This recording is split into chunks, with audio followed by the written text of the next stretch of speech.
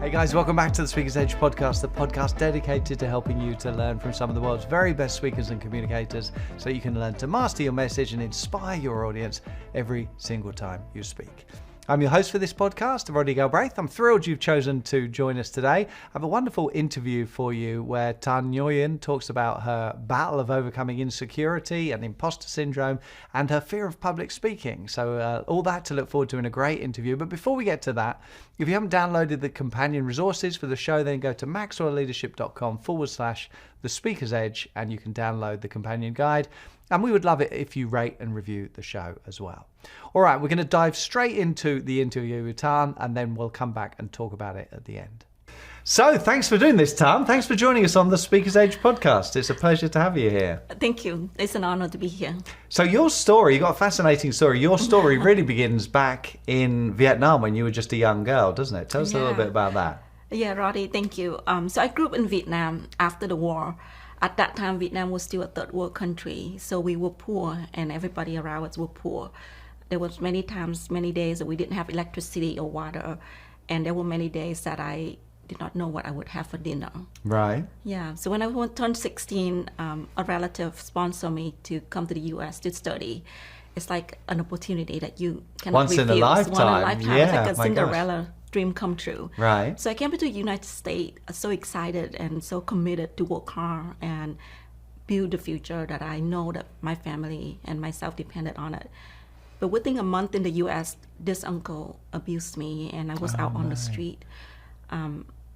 I didn't speak any English at the time. I didn't have any money. At that time I had a choice whether I should go back to Vietnam, right, or try to survive here. As a 16-year-old girl in a different country. Yeah. Oh my goodness. So I decided to stay here because there's so much at stake. It's not just my future, but my family's future also depended on it. And I didn't know what to do, but I started looking for a job, and luckily I found a job at a Vietnamese coffee shop. That was the only place that would hire me because I didn't speak English. You didn't speak English at all? I didn't speak English. Oh my goodness. Yeah. So I used to wear a headset on my ear 7 hours a day. Right. 24 hours a day, 7 hours a week, just to learn English. I want to learn English even in my sleep so that I could learn it as quickly as possible. And I cry almost every day. And in many days I would pray that a path would show up, would appear to show me how I'm going to take the next step and what my future looked like. Right. But step by step, as I kept walking forward, the path disappeared, and I got accepted to UC Berkeley in their College of Engineering. Wow. Yes. How old are you at this point? This is like a few years later? This is a few years later. I think I was about 19, right. 19, 20 when I got accepted to UC Berkeley. And then... Good work. Thank you. Yeah, it's a lot of hard work. But after that, I got a job. I graduated from I got a job, eventually become Vice President of Engineering. Wow. And I joined the Maxwell Leadership Team a few years before that, and it has made all the difference. And today I'm a professor in the practice at Rice University, and I also own my own coaching consultant company, helping people live and lead positively. Wow. So what a story. And you actually shared that story, what was it, a year ago or 18 months ago, something like that? Yeah. When did you join the Maxwell Leadership Certified Team, first of all? Yeah, I joined the Maxwell Leadership Certified Team in 2015. Okay. Yeah. And then you did stage time in 2023? 2024. 2024, yes. so 9 years after joining. Exactly, yeah. And tell us a little bit about that process, because you shared your story on stage in front of 2,000-3,000 people virtually and in person. Yeah. So if you join the Maxwell Leadership Team, there's a lot of opportunity for you to work on your leadership skill, to learn how to coach people effectively. And one of the skill set that we learn as a member of a Maxwell Leadership Team is public speaking. And in that process, we have the opportunity to submit a video of our stories to be shared on the stage. And so I submit the video, and I remember receive feedback from you. Well, you submitted one every week for months. I remember that I kept telling the story again and again, and each week you would give me something to work on and improve. And eventually I make it to the semifinal. How did you feel through that process? Did you feel like you were always going to make it, or did you not know if you were going to make it or not? To be honest, I never know if I'm going to make it. But one thing I know for sure is my confidence grew week after week. The more I practiced, the more I feel connected with my story, the more I feel confident about sharing it on stage. And every week it's getting better and better. And your story also, because it's a big story that covers a lot of your life, to get it down to under 3 minutes, which was a requirement for stage time, was a challenge. Exactly. I remember at the point I was actually like, Roddy, is there still more to get it better? Isn't it enough? And that's good enough. And you were like, yes, we can make it better. We can make it better. Well, I think that's the goal, is to always make it better. Even when it's done, it still can keep evolving. It still can keep getting better and better. Yeah. So you made it to the semi-finals then. Yeah. So what was that like? It's exciting. So a group of us, we show up and we compete for a spot on the final, on the stage. And that's on Zoom? On Zoom, yes. Right. And you may think that if you make it semifinalist, it's done with the iteration, the improvement, but it's not like that. Even when we in the semifinalists, we still submit our video. We're still getting feedback from Roddy, from you, and we still keep making improvement on our talk, all the way to the state time day, on the way the day before the state time. Because you were one of the 10 finalists, obviously, that were selected from the semi-finals. Yeah. How did you feel delivering your speech during the semi-finals? So you're there with 20 or 30 other people waiting for your turn. Yeah. Then you get one go, 3 minutes to share your story. How did you feel while you were waiting? It feels exciting, but also nervous at the same time. And the reason for that is every single person on that semi-final stage, their story are so good, they're so polished, they're so passionate about the story. I felt like every single one of us would win and would deserve a spot Well, you on did the all stage. deserve to be there. That's the thing, isn't it? And all the stories are so different, aren't Exactly, they? And every one of them, for every one of you deserve to be there. Yeah. So one of my favourite parts of the process actually is the semi-finals when you hear all of those. Right. But then you made it as a finalist, and then you shared it in front of, as we said, thousands of people. You did a great job as well, and you did it. Thank you. Pretty much under 3 minutes as planned. Yes, yeah. One of the advice I got from you, Roddy, as a coach is stay on time. Right. And I remember that throughout my talk, there was a few round of applause. And I was worried about the time because what if I go over time? What if other people don't have enough time to get on the stage? So right. Yeah, we drummed that into you. Although while you're practicing or while you're competing to win a spot, you have to do it under 3 minutes. By the time you actually get on stage, it's all about the audience experience. Exactly. And so if they're laughing, you want to let them laugh. And, which you did. I thought you did a good job of. Thank you. Well, you've just released a new book, which kind of talks a little bit about some of the journey you went through. Right. Unshrink Yourself, 12 mini shifts to ditch self-doubt and own your life. Yeah. Which I'm guessing during your stage time process, through that whole process, you had to deal with self-doubt, I imagine. And during your story that you talked about, you had to deal with self-doubt. Mm-hmm. That's right. One of the biggest self-doubt that I have is my public speaking. Right. As an introvert, I'm very shy from the spotlight. And as you heard before, this story is sensitive and it's very personal. And so I question myself, is the story worth sharing? Would it help anybody by sharing the story? And not just that, I also have this insecurity about my English. Right. I learned because it's a second language for you, or a second language? Right. Right. So I learned English only after I came to the United States, and until today, I still have concern about whether people would understand my English or not. Whether my accent is too strong, whether people would laugh at me when they listen to my accent. So speaking in the public is one of my number one strongest insecurity. And I share a lot of lessons that I learned and the mini shift that I take to overcome that fear. Right. Yeah. Well, I think with how long have you been in America now? So, I've been in America for 30 years now. Okay, right. So you picked it up pretty well, I think. And I think the thing is for people listening to this, because some people, it's a question that comes up a lot. You know, I have an accent, or English is my second language. And does that matter? I think as long as the audience can understand what you're saying, as long as we can hear you and we can understand and we don't get confused with what you're saying, accent can be a benefit, really. It can be an advantage because it's slightly different to what we're used to. So we lean in a little bit and we listen. And even just in this discussion here, sometimes you're using a word choice that I wouldn't choose, you know. And so it's quite endearing when we hear someone speaking the language, and that's the case. So I wouldn't worry too much about that. But the book's called Mini Shifts. So you talk about mini shifts to ditch self-doubt. That sounds like a big thing. Why are these mini shifts? When you say mini shifts, what do you mean mini shifts? Yeah, Roddy, I wish I could have a magic wand and if I wave it, then we will all become confident. Or I wish I could have something really transformational that I would just share with you, that it would just do that one thing, then you become really confident. Right. But it doesn't work like that.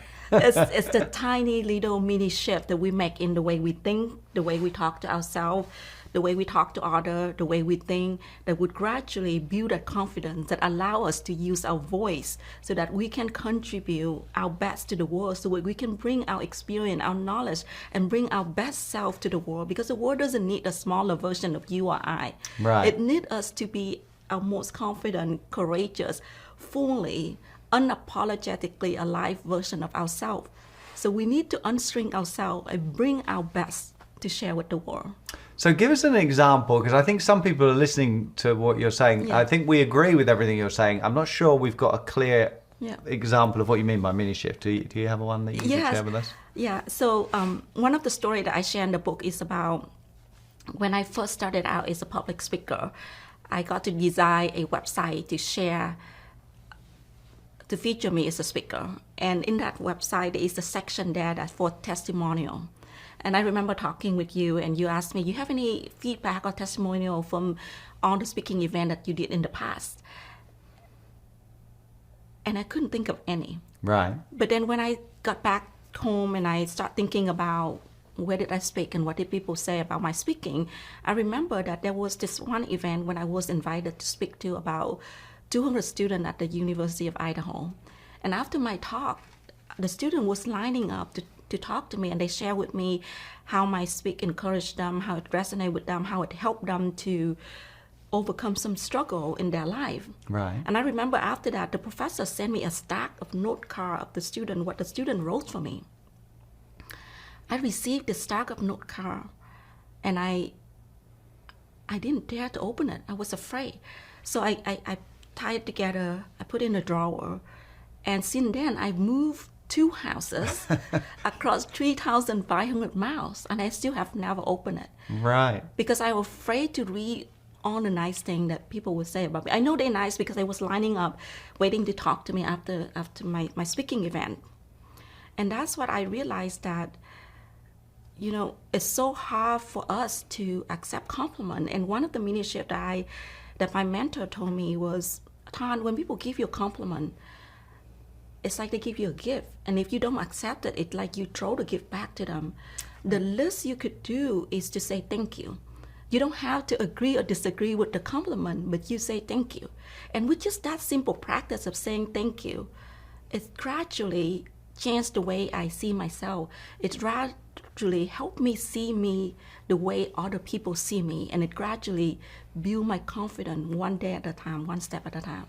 That's so good. I love that. Yeah. So by saying thank you for a compliment, then you're more open to it, and you begin to then consider how other people see you. Exactly. Which is probably a more objective way than we see ourselves very often, particularly if we're like our harshest critic, which many of us are, aren't we? Exactly. So that's brilliant. That's very clever. So all we need to do is say thank you, to consider the other perspective. Exactly. And gradually it shifts our own perspective of ourselves. That's what you're saying. Yes, exactly. That's so good. Yeah. Well done. Thank you. Thank you for sharing that. So in the book, you talk a lot about different insecurities that you have. What's the biggest insecurity that you've had to overcome, do you think?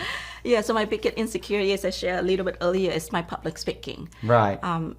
Even though you're really good, it's still an insecurity. Yeah, even though I get better over time, it still be a biggest insecurity. I remember there was that one time I just got back from delivering a keynote, and I call you and I say, Roddy, I just get back from delivering a keynote.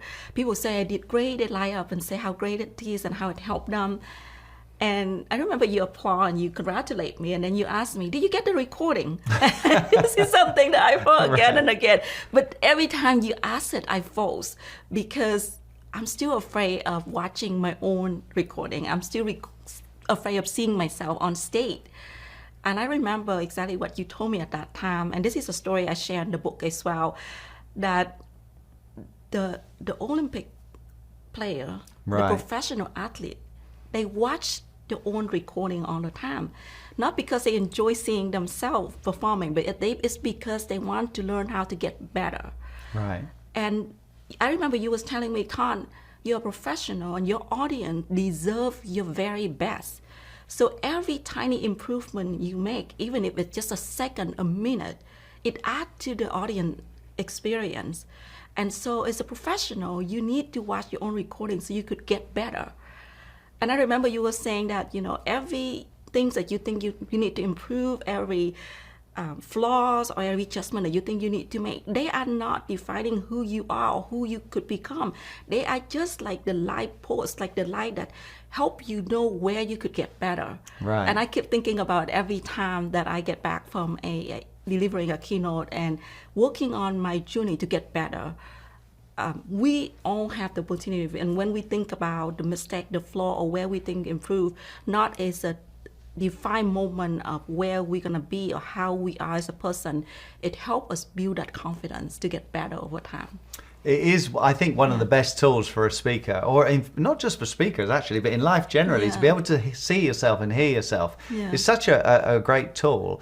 But many people say, I don't like seeing myself on video. We talked about this a lot on previous episodes. I hate the sound of my own voice. And when I hear people say that, it just says to me, you haven't done anywhere near enough of it. Because when you do it a lot, it doesn't sound any different. It just sounds like you. And then you can just learn from it. It's such a great way to learn. Thank you, Roddy. That's really good. So if somebody's listening to this and they're thinking, that they're struggling with insecurities of any kind, or maybe they're scared of speaking and they want to get better as a speaker, what would your advice be to them? Yes, oftentimes, not just with speaking, with anything in life, we often think that we have to be ready. We have to feel confidence before we can do something. But the truth is, life doesn't work like that. Confidence doesn't come before we act. We got to act first. Right. There's these voices telling, oh, you're not good enough, you can't do it. But despite those voices, every time we take a step in courage to act, we get better. Right. We build that confident muscle. And as we talked about earlier, we get better because we review what we did. We learn from our mistake. We learn from the failure. We learn from our flaw. And over time, we get better. And we build a confident muscle that way as well. So my number one advice for everybody, listen out there, if you have a dream of doing something, if you want to speak in public, or you want to do something and you feel afraid, find one small step that you could do today. Act, and then the confidence will follow. Yeah, developing your confidence is not something you just sit there and wait to develop your confidence, is it? You develop it by taking action, by stepping into it. And you can literally outgrow your fears. That's the wonderful thing. Yeah. That's great. Well, we've talked a little bit about the Maxwell Leadership Certified Team. You're a Maxwell Leadership Certified Team member, and you joined back in 2015, you said. Right. If somebody's listening to this, and I talk about it every week on the show, check out the Maxwell Leadership Certified Team. How helpful has it been to you on your journey?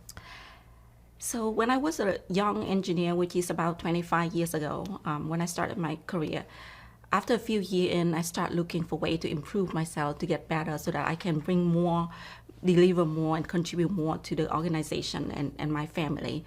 And that's when I started looking at a lot of books on leadership and personal development. And to be true, most of the book focus on the tactics, on how you could get better. But when I start reading John Maxwell's book, his book is about the principle, the core values, the foundation of how to be a good person, how to get better, and how to be a good leader. And as I start reading, I start applying, and my career blossomed. I achieved more, able to do more, and become happier. In 2015, when I heard about the John Maxwell Certified Leadership Team, I immediately joined, and that has been the best investment so far. It helped me become better as a leader. If you're in the program, there are several tracks you can get on. You can get better in your speaking, you can get better at coaching, developing your team member, you can become a more effective leader at your companies. And that's why, even though I joined 2015, in 2024 is when I get a state time, because from 2015 to 2024, I was focusing on becoming a better leader, leading my team better. And in 2024 is when I started out to file my own coaching consultant company and become a keynote speaker. That's when I focus on the speaking track, and that's when I apply and get through the state time process that we heard about. So it's been the best investment of my life. It changed my life. It helped me help other people, and I would highly recommend it for if anybody have a chance to join the Maxwell Leadership Team. Okay, we're going to have to leave the interview with Tan there. What a great interview. So much great stuff in there. Public speaking, professional speaking, standing up and speaking in front of other people is something that so many people struggle with. And you don't have to. You don't have to. I'm not saying you have to tackle your fear of speaking if you have one, but if you want to, it's absolutely possible to outgrow that fear, just like Tan did. And one of the things that she said that really makes a big difference, did you catch this when she was talking about just being able to accept a compliment? When somebody gives you a compliment, you say thank you, rather than kind of deflecting it. Because when you accept a compliment, then you begin to think about it, and as you begin to think about it, you begin to see yourself perhaps more objectively. You begin to see yourself as other people see you, and then that gradually begins to build your feelings of self-worth, and that's how you overcome the imposter syndrome. Lean into the imposter syndrome, and then you can outgrow it. If you keep running away from it, if you keep kind of hiding because you don't feel worthy, you're never going to outgrow those feelings. So step into it. Step in courageously. Practice courage at first, and then the courage will eventually appear. All right, that's all we have time for today. You heard Tan talking about what it means to be a Maxwell Leadership Certified Team member. So if you're interested in finding out, simply go to maxwellleadership.com/speak. Jump on a call with a program advisor and find out what it means to be a Maxwell Leadership Certified Team member.